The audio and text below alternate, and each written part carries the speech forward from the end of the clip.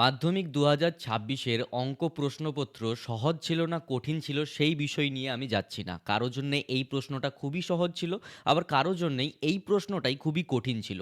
এখন প্রশ্ন হচ্ছে অনেক ছাত্রছাত্রীর যে আমি কি আদৌ মাধ্যমিক ২০২৬-এর অঙ্কে পাস করব কিনা? বোর্ডের কিছু ইনস্ট্রাকশন রয়েছে, বোর্ডের কিছু নিয়ম রয়েছে। সেই সকল নিয়ম, সেই সকল ইনস্ট্রাকশনের ভিত্তিতেই তোমরা বুঝতে পারবে যে তোমরা আদৌ পাস আউট করবে কিনা। ওকে, সো সম্পূর্ণ বিষয়টাই আজকের এই ভিডিওতে আমরা আলোচনা করব, যেখানে বোর্ডের কী ইনস্ট্রাকশনস রয়েছে, যেখানে ম্যাক্সিমাম স্টুডেন্টরা পাস করে যেতে পারে। ওকে, আবার কারা ফেল করবেই করবে। ওকে, কারণ অনেক স্টুডেন্টরাই তো ফেল করবে, কিন্তু তারা কারা? ওকে, তো সম্পূর্ণ বিষয়টাই আজকের এই ভিডিওতে আমরা আলোচনা করব। তাই তুমি যদি ভয়ে থাকো যে তুমি মাধ্যমিকের ম্যাথ পরীক্ষাতে আদৌ পাস করবে কি না, কার্যত সম্পূর্ণ ভিডিওটিকে দেখতে পারো, তাহলে এই কনফিউশনটা টোটালি ক্লিয়ার করিয়ে দেবো।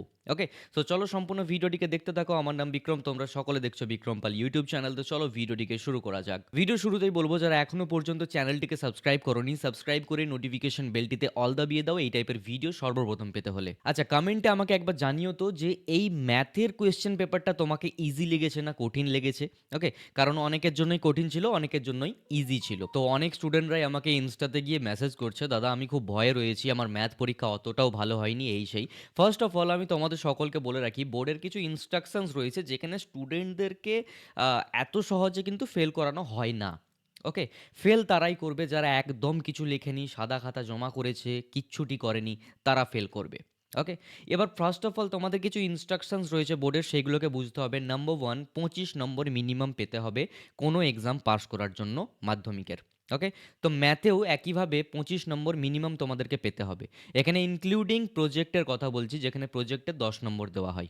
ঠিক আছে, সো লিখিত তোমাদের মিনিমাম 15 নম্বর তুলতে হবে, খাতার থেকে 15টা নম্বর যেন পাওয়া যায়।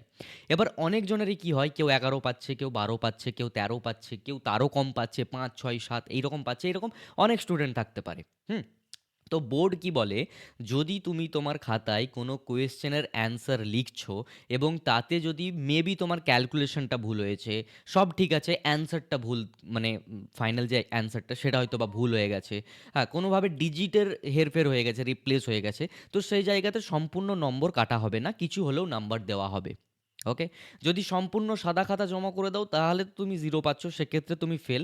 আদারওয়াইজ যদি তুমি কোনোভাবে কোনো অ্যান্সার অ্যাটলিস্ট টাচ করে আসো, তো সেই জায়গাতে তোমাকে নাম্বার দেওয়ার চেষ্টা করা হয়। টিচার কখনো চাইবেন না যে তুমি ফেল করে যাও।